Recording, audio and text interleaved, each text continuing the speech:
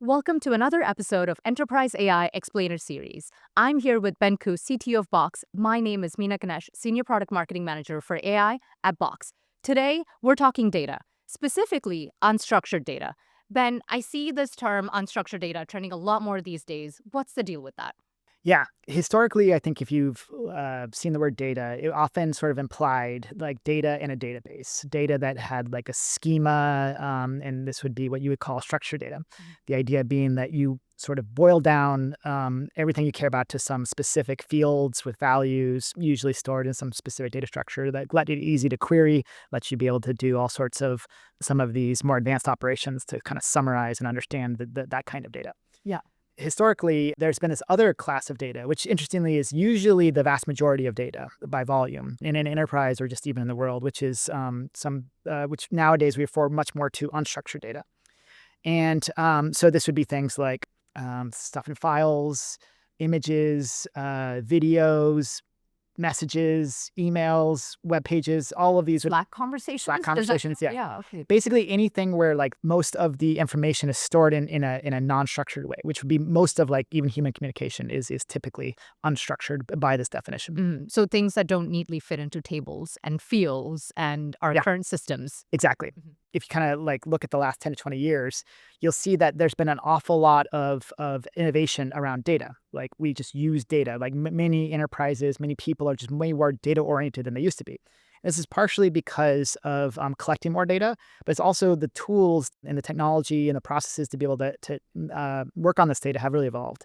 There's been some really great technologies like things like data warehouses or data lakes, like the underlying ability to just process data at scale, collect a lot of it. In addition to really critically, most intelligence historically was machine learning type intelligence, and most of it was done on structured data, not on unstructured data. And so this is really where most of what you would call AI a few years ago was really oriented around this kind of structured data. So this is why you see most companies have these advanced systems and advanced processes to handle structured data. Mhm. Yeah. And that was before generative AI Yeah. even came into the picture. So is it a coincidence that AI is in the picture and now suddenly we're talking about unstructured data a lot more often? Yeah, I think it's not a coincidence. It's partially because generative AI, as compared to something you would call like traditional machine Or learning, maybe like predictive AI yeah, in the past. Yeah. yeah, generative AI is kind of born on unstructured data. Like you see the way it was trained, like it was pre-trained on basically all unstructured data it could find, things on the internet, books, images, movies. Mhm. Yeah, and in part that's part of how they trained it is they said here's a bunch of various things it found, and it said like take out here's some words, and then it would say black out some words and say predict what comes next. And then this is the way it got used to generating the way that people think and talk, and being able to sort of mimic the natural unstructured aspect of how people uh, write and communicate and so on. Yeah, yeah. And so that ability to reason and understand that intent Yeah. is where now Yeah. I think it looks like there's a lot of opportunity with unstructured data with AI. Yeah. So for the first time, people, but also like enterprises, have the ability to operate on unstructured data using new techniques, new algorithms, new ability for have. This is most of what we call AI today is actually operate on unstructured data. And so because that's new and because that is sort of one of the disruptive things, then this now leads you to differentiate between the unstructured and the structured. Not that the structured data is less important. It's actually probably more important now, but there's so much more you can do that wasn't before possible on unstructured data with the power of these AI models. I mean, you probably talk to so many enterprises all the time. Can you give me some examples or use cases that they're really excited about when it comes to AI being leveraged on unstructured data? Yeah. And it's one of the interesting things about unstructured data is that it's used in so many different ways that every company has a bit of a different flavor of where it could actually like bring value to them. But normally when we talk to customers, one of the first things we say is like, what are you most interested in for generative AI? And usually in the top of their list will be something related to unstructured data. So whether it's operating on their files, emails, going through searching for things, that finding stuff, being able to find insights. Many companies realize that a lot of their employees' time is spent to try to understand things, to try to be able to pull out the key facts, be able to take that in some cases, like generate new unstructured content for in different forms.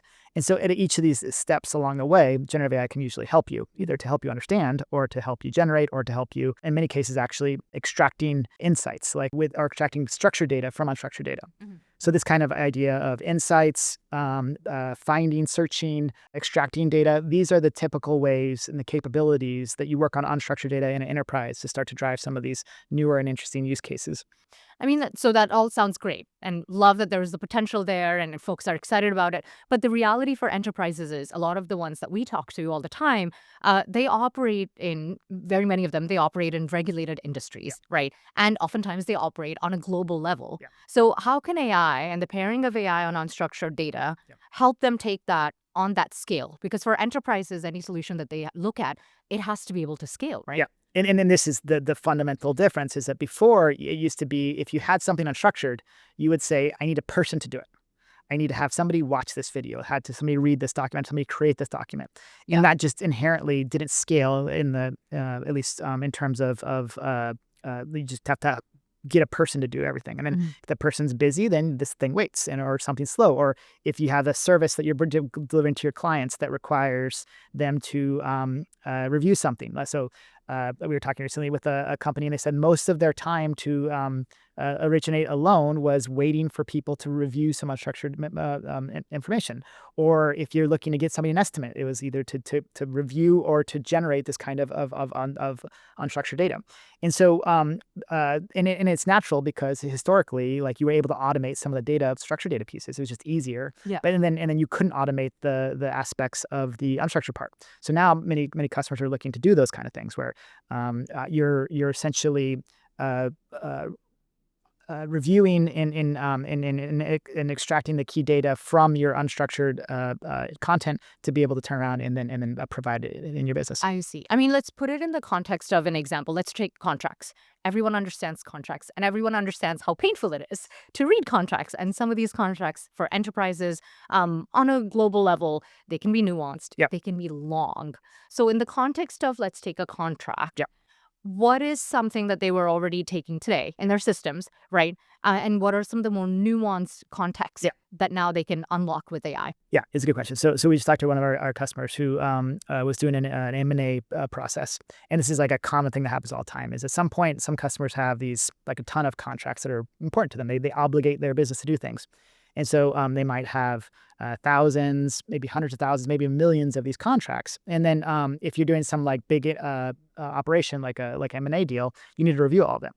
And this is a great example among many examples of like, how would you have done that historically? Well, you get a person to sit down and review the things you care about. What is the risk associated with this contract? How does it operate on change controls? Is there anything in there that you want to flag to say that this is something that is important for somebody to review? A lot of nuances there. Yeah. And luckily, the AI models are these days smart enough, like to be able to like operate on that and to be able to understand those nuances and to be able to understand what you're looking for. So then they can work a lot faster than somebody. And many times doing this work that nobody really wanted to do and it took a very long time, and to be able to quickly go through and say, of your 500,000 contracts, these are the ones to review that have the flags that you're looking for. And then because that data in that contract of this kind of type was not structured data, and it'd be very hard to make a structured data, then this is the kind of thing that AI can excel at. And really, every industry, every sort of line of business has like a different example of the things that they do every day that is unstructured data that then makes it so that they're able to find interesting ways to have AI either help them automate some things that or help them as they just do their daily work.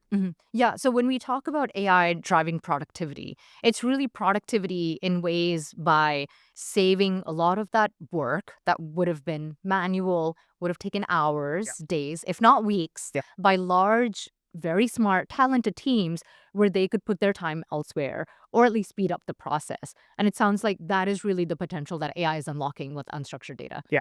Yeah, I heard one of our customers say recently that before they were going to figure out their AI strategy, they needed to figure out their unstructured data strategy to make sure they have all data in one place, to make sure they have it secured, to make sure it was ready to have AI applied, because that's where they're going to see the biggest benefit compared to what they had done previously.